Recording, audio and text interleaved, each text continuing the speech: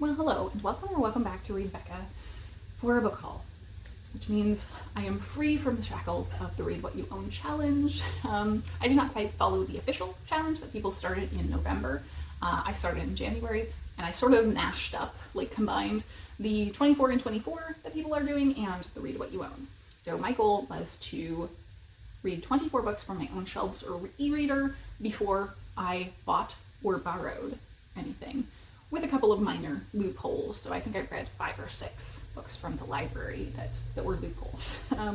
But it took me about 3 months. I think that's very good. My reading has been a lot less consistent this year. I have continued reading at least some throughout the new year, but it's been sporadic, I would say. So my rate was not quite as quick as I expected. But I did not buy anything, so success there as well. I got to lots of backlist and books I had meant to get to for a very long time, so that was also a big success, I would say. And I read a lot of really good books, so no complaints, really. So as a reward, of course, I had to buy myself some books. I didn't go ham and buy out an entire bookstore or anything. I have a couple of books here, so it's a very small haul, but I have some very pretty books. This was very much a reward of two sides. 2 of the books that I got for myself are old favorites that I have read before that I wanted nice copies on my shelf, and I haven't indulged before because I never see them secondhand, and that's how I buy most of my books. And the other 2 are new releases from authors I really love that I knew I would probably like to have a very nice copy as a new release on my shelves. So let's dive into the books.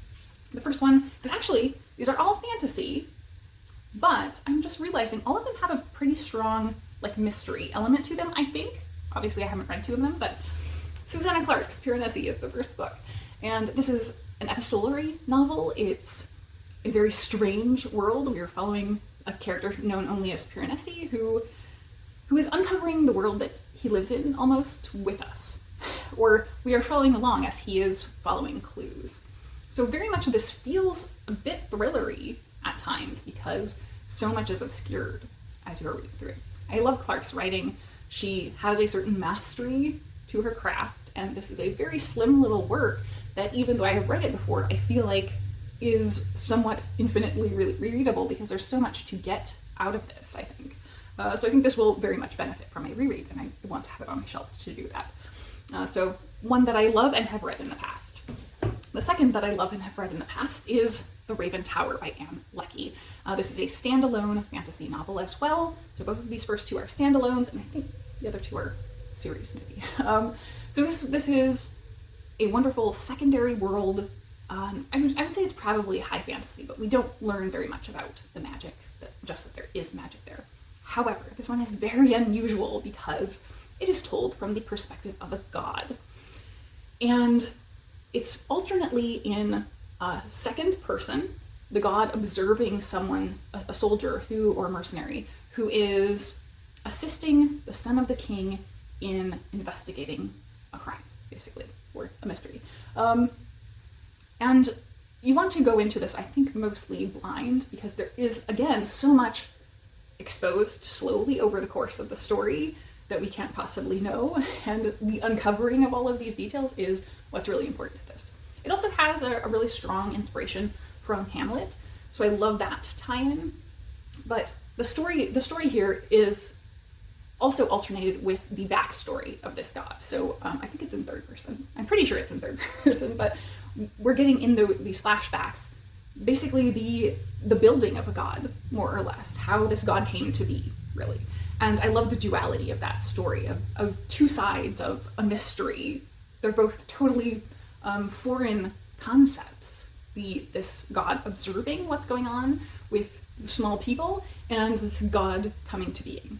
Really, really fabulous novel, doing very, very different things. And Leckie is so well known for her sci-fi, and yet this is, I think, just a masterpiece in fantasy. So I love this one. So those are the 2 that I've read before and loved and needed to have on my shelves. So onto the new releases. I have The Tainted Cup by Robert Jackson Bennett. And again, this is just a really lovely copy. It is a naked hardback. It's very beautiful. Again, I think this is a secondary world high fantasy. I believe this is going to be a trilogy. I know it is primarily a mystery, and I know it has some maybe fungal horror elements. I don't know if there's actual fungus, but this is like some deadly flowers for sure. Yeah, so I have not really looked into plot for this. I know, I think it's a primary plot is a mystery.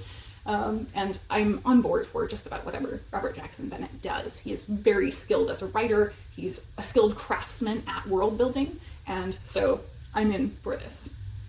And the last one, the piece de résistance, I ordered from Waterstones in the UK because this is a really beautiful special edition. This is the Waterstones edition of The Warm Hands of Ghost by Katherine Arden. And you can see it has beautiful sprayed edges. Yeah, so this is very, very shiny. This also just came out. It is, again, I don't know too much, don't want to know too much. I have read everything that Arden has put out before, and she writes very atmospheric stories. So this is historical fantasy following a woman whose brother, I think, was in the war and was lost or presumed dead. She doesn't believe that he's dead, and so she's out to investigate and locate him. And I believe there are, in fact, actual ghosts, or possibly she can talk to ghosts. So I think reliably, based on having read everything Arden has put out, this is going to be very atmospheric writing. It's going to have some spookiness to it.